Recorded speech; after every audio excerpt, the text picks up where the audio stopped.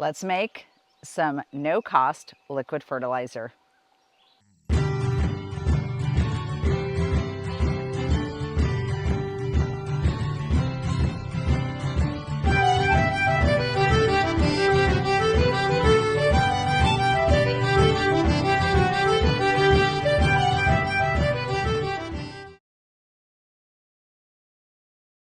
Welcome back to the Renewed Homestead. My name is Denise, and today we are foraging for our food's food.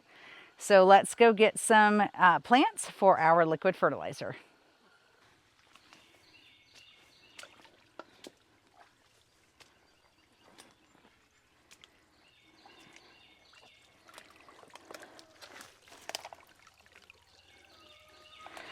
All right, so what am I doing? Well, I am actually looking for stinging nettle for the liquid fertilizer that we are going to make. Why am I actually looking for stinging nettle? Well, stinging nettle is a really good plant for aphid control. So we're going to use some of this in our liquid fertilizer. Figure it's a bonus. And stinging nettle is also an amazing medicinal plant. You just have to be very careful. It has these really hairy, not really pronounced thorns, but they hurt. So you have to be careful, but it's a great medicinal plant. This may be the next beneficial weed, so let me know if you're interested in learning more about stinging nettle. But let's get some of this, and then we're gonna go get our next ingredient for the liquid fertilizer. And yes, I am wearing gloves.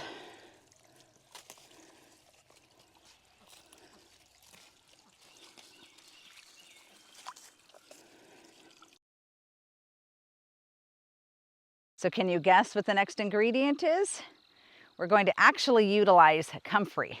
Now, I'm sure a lot of you know about comfrey. It is an amazing bioaccumulator, and it brings all of these nutrients up from deep in the ground because it has this deep taproot, and it collects it in their leaves. So that's why a lot of people, you'll hear a chop and drop, where they just take the leaves and then they chop it. And I apparently need to sharpen these. Ouch, sorry plant.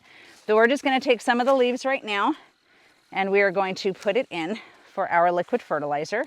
So let me just grab a few of these and let's go get the next two ingredients.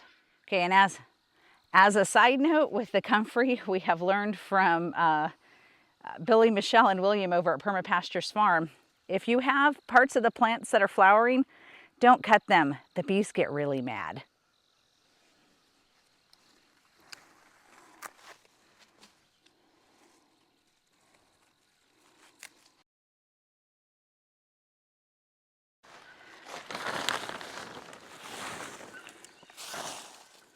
Sticks and stuff in here. Why are you digging in the trash? I'm digging into our compost pile. So we are actually getting some of our finished compost right now. And the reason you want to use finished compost is it's got all those really great nutrients and microorganisms in it that will actually feed your plants, and it will actually enhance the fertilizer. So we're gonna grab a couple of handfuls of this, then we're going to go get our next ingredient. And I was joking about trash because you don't let anything go to waste on the homestead. This was plastic that covered up some delivery or another, so the tarp wasn't covering completely. Pull out the plastic, recycle, reuse, renew, right? Recycle, reuse, repurpose, right? There you go. All right, so wanted to make a point. One of the reasons we are using our own compost is because, as Billy at Permaculture's farm says, you can never make better compost than what you have on your own property. So we want to make sure we are using our own because it has all the microbiome and organisms that are on our property already, so it's already adapted. So that's why we're using our own compost. And the final ingredient, well, I should say next to final ingredient, is going to be leaf litter. Now leaf litter, as you know, looking at forests, leaves come down, they decompose, they go into the earth, they help create humus, which makes better soil, and that's why a lot of times the soil in forests is so rich. So we're gonna go ahead and grab some leaf mold, and let's see if I can show you here. Leaf mold is going to be found under the leaves. So you're going to move the leaves out of the way, and you see all this rich black? that's the leaf mold that you want. So you're going to just grab a few handfuls of this and you're going to set it in. And one of the main reasons we want leaf mold is because it is full of nutrients and all kinds of beneficial insects and microorganisms.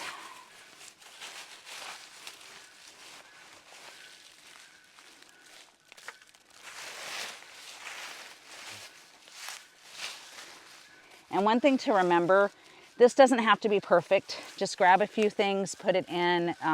There's no really set thing that's gonna make or break it. Anything you do is going to be beneficial for your garden. All right, so now that we've got that, let's go ahead and get the final ingredient and then I'll tell you the next steps. All right, our final ingredient is water because you're going to want to fill the bucket. Now you want to make sure you're using unchlorinated water. Chlorine is going to kill all of the beneficial microbes that are in there. So we are obviously on well water. We also have ponds, we have creeks. So we have really fresh, really great water. Do not use chlorine. This might be a really great time to put some buckets out for rain catchment or to use your rain catchment water. But we're gonna go ahead and fill the bucket.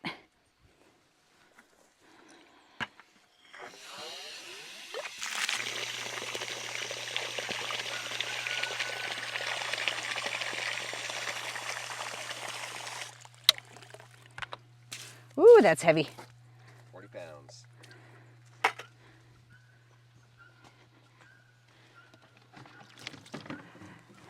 All right, so we are going to put a cover on this and we're going to let this sit for 7 days. At the 7th day, it's going to be ready to actually put on your garden. Now it's all going to mix up. All the organisms are going to be in there. There's no need to aerate it. This is a method I learned from JADAM and we're gonna try it on our spring and summer garden. So we'll put it on there and then let's come back in a couple weeks and see how it did. But this is a really easy, low cost method. We have stinging nettle, we have comfrey, but if there are other beneficial weeds around you or beneficial plants, go ahead and use those and go ahead and make this liquid fertilizer. It's free and it's going to be great for your plants. So let us know if you're familiar with the JADAM method, if you've done anything like this. I know there are compost teas and things, but you need an aerator for, ooh, sorry, bug. You need an aerator for this, you do not. So we're really excited to try it. Anything that is free and that's going to feed what feeds us, I am all for. Zero cost. So should I do the zero cost? All right, y'all, thank you so much for joining us. Let me know if you're doing anything similar and how you're fertilizing your plants this year. Please leave a comment, like, and subscribe, and we will see y'all in the next video. Bye.